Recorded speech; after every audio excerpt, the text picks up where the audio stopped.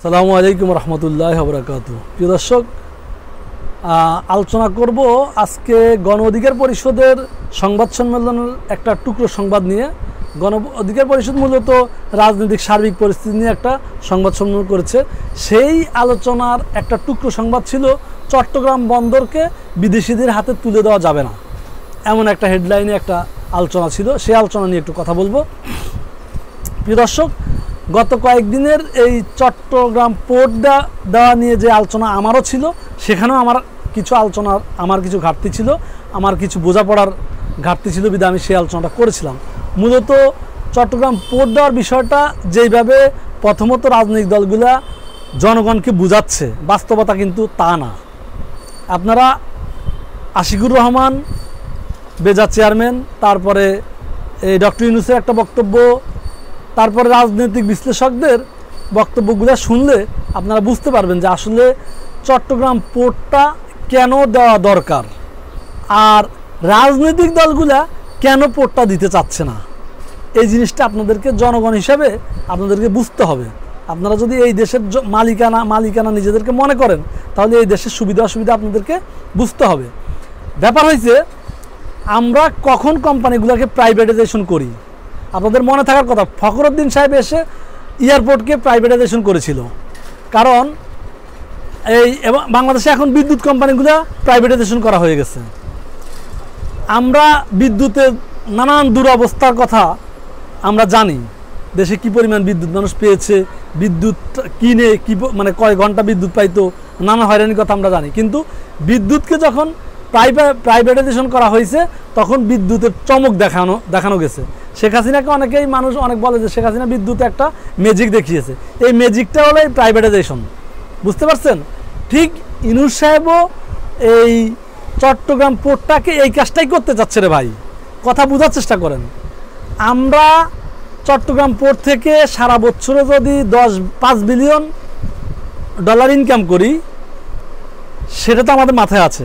আমরা যখন এই পোর্টটাকে তদারকি করার জন্য বা প্রাইভেটাইজেশন কোনো বিশ্বের কোনো এক্সপার্ট কোম্পানিকে দিব, তখন তো আমাদের মাথায় থাকবে যে আমি তো নিজে ব্যবসা করলেই এখান থেকে 5 বিলিয়ন বা 10 বিলিয়ন আমি পাচ্ছিলাম। এখন আপনি যে প্রাইভেটাইজেশন করবেন এখানে, সেই ক্ষেত্রে কি কি শর্ত সাপেক্ষে, আমাকে কত টাকা দিবেন, তারপর লোকবল যে খাটাবেন, ইনস্ট্রুমেন্ট খাটাবেন, হ্যাঁ, এগুলো কিভাবে মানে এই দহরম মহরম হবে, এগুলো আলাপ আলোচনা করে আমাদের করা হবে যে আমাদের নাগরিককে এখানে কাজের সুযোগ করে দেওয়া হবে, আমাদের ইনস্ট্রুমেন্ট বা তাদের ইনস্ট্রুমেন্ট এনে এখানে কাজ করবে, সেক্ষেত্রে আমাদের ছেলেরা এক্সপার্ট হবে। দিন শেষে পৃথিবীর যত দেশে পোর্ট আছে, সকলেই বেশিরভাগই আমাদের মতো উন্নয়নশীল দেশগুলা ওই এক্সপার্ট কোম্পানিদেরকে দিয়েই এটাকে অনেক বেশি দক্ষ করে তুলছে এবং দক্ষতা তারা বুঝে নিচ্ছে।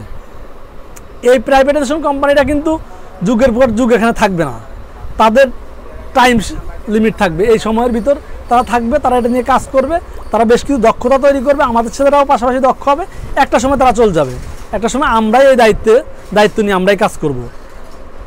তার মানে বোঝা যাচ্ছে এটা কিন্তু আমাদের খুবই লাভের একটা ব্যাপার। আমরা যে টাকায় কন্ট্রাক্ট হবে, এই টাকাটা প্রথমত আমরা পেয়ে যাব। পরবর্তীতে এখানে কিছু টার্মস অ্যান্ড কন্ডিশন থাকবে যে আপনারা এইভাবে কাজ করবেন, আমাদের ছেলেদেরকে আপনাদের সাথে কাজ করাইতে হবে, তাতে করে আমাদের ছেলেরা এক্সপার্ট হবে। পরবর্তীতে আপনারা চলে গেলে আমাদের ছেলেরা এটা কাজকাম করতে পারবে, এটা চালাই নিতে পারবে। ব্যাপারটা হলো ঠিক এরকম।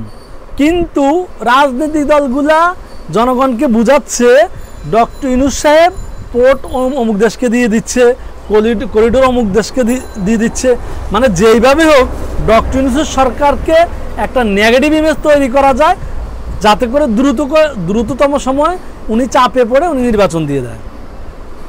ব্যাপারটা হলো এই, আপনারা আসলে যখন ডক্টর ইউনূসকে একটা খারাপ সরকার বলেন বা খারাপ সরকার দিয়ে বুঝান, খারাপ সরকারের কাছে কিভাবে চান, এটা কিন্তু চাওয়া যাওয়ার কথা না। কারণ একটা খারাপ সরকার আপনাকে ভালো নির্বাচন দিতে পারার কথা না, কিন্তু আপনি যে কোনো ভাবে সরকারকে একটা খারাপ ইমেজ মানুষের কাছে ছড়াই দিচ্ছেন। চট্টগ্রাম পোর্ট দেওয়া নিয়ে যে বাস্তবতা আমি আপনাদেরকে বললাম, আপনারা এটা নিয়ে অ্যানালাইসিস করেন, এটা নিয়ে পড়াশোনা করেন, দেখবেন যে এইটা এই দেশের জন্য ভালো হবে। আগামী 5 বছর বা 10 বছর পরে এই পোর্টকে প্রাইভেটাইজেশন করার কারণে আমরা ভালো সুবিধা পাবো, এবং কি যেই দিন অন্য কোম্পানি এসে এটা বুঝে নিবে সেই দিন থেকেই এই দেশ সুবিধা পাবে। আর আপনাদেরকে আমাদেরকে বোঝানো হচ্ছে যে এটা তাদেরকে ভাড়া দিয়ে দেওয়া হচ্ছে, বাকি তাদের কাছ থেকে তাদের মালিকানা দিয়ে দেওয়া হচ্ছে। ব্যাপারগুলো এরকম না। ঠিক এয়ারপোর্ট, বিমান, বিদ্যুৎ, তারপরে বাংলাদেশের বিভিন্ন খাত যেরকম প্রাইভেট খাতকে দেওয়া হয়েছে, পৃথিবীর অন্য অন্য এক্সপার্টকে দেওয়া হয়েছে, ঠিক এইভাবে পোর্টটাকে দেওয়া হচ্ছে, যাতে পোর্টটা বর্তমান সময়ের জন্য প্রযুক্তির দিক দিয়ে একটা যুগ উপযোগী হয়ে ওঠে। আমাদের পোর্ট কিন্তু ওরকম সক্ষম না, অ্যাবেল না। মানে এই মুহূর্তে পোর্ট যে ক্যাপাসিটি, আমি যতটা বুঝেছি এর ক্যাপাসিটি কয়েক গুণ বেড়ে যাবে যদি ওই এক্সপার্টদের হাত এই পোর্টে পড়ে। কিন্তু আমাদেরকে ভিন্ন জিনিস বোঝানো হচ্ছে, জনগণকে ভুলভাল বোঝানো হচ্ছে সরকারি ইমেজকে নষ্ট করার জন্য। এখানে মানে কেউ দেশের স্বার্থ দেখছে না, সবাই নিজ নিজ স্বার্থ দেখছে। কবে নির্বাচন হবে, কবে ভোটাভুটি হবে, কবে আমি আমার পেশি শক্তি ব্যবহার করে ক্ষমতায় চলে যাব। ব্যাপারটা হলো এই, কি বলছি বুঝতে পারছেন? যেই সময় একটা প্রশাসন একটা আসামিকে ধরে নিলে আপনাদের দলের নেতাকর্মীরা যায় ওই আসামি জোর করে ধরে নিয়ে আসেন, সেই সময় একটা নির্বাচন হইলে কি করবেন আপনারা কি জনগণ বুঝতে পারে না? এটা জনগণের কাছে বোধোদয় হওয়ার কথা। অতএব পোর্ট নিয়ে যে ভুল বোঝাবুঝি আজকে বিভিন্নরা যেটা করেছে সংবাদ সম্মেলন করে, এটারও আমি তীব্র নিন্দা জানাই। কারণ বিভিন্নদেরকে আগে পরে দেখছি যে তারা মোটামুটি লেভেলের আলোচনা করে এবং কি পজিটিভ আলোচনা করে, কিন্তু বিএনপির ধাঁচে হাঁটতেছে। বিভিন্ন 2-3 জায়গায় পাও দিয়ে রাখছে। কীরকম? যদি বিএনপি নির্বাচনের পরে যে জাতীয় সরকার গঠন করার কথা আছে, সেই সরকার গঠন করলে বিভিন্নরা সেখানে অংশীজন হইতে পারবে যদি বিএনপির ভাই ভাই থাকি, অথবা যদি এই ভাওটা না থাকে, ফ্যাসিবাদী সব দল যদি একটা জোট হয়, তাহলে সে মোটামুটি বিএনপি সহ সব দলের সাথে থাকতে পারবে।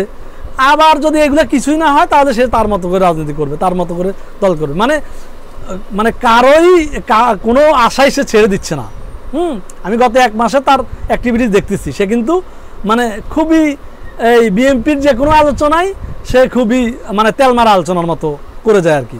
তো যাই হোক, বিপিনুরকে আমরা এই ধাঁচের আলোচনায় দেখতে চাই না, আশা করি না, এবং সেই ধাঁচের মানুষ বলে মনেও করি না।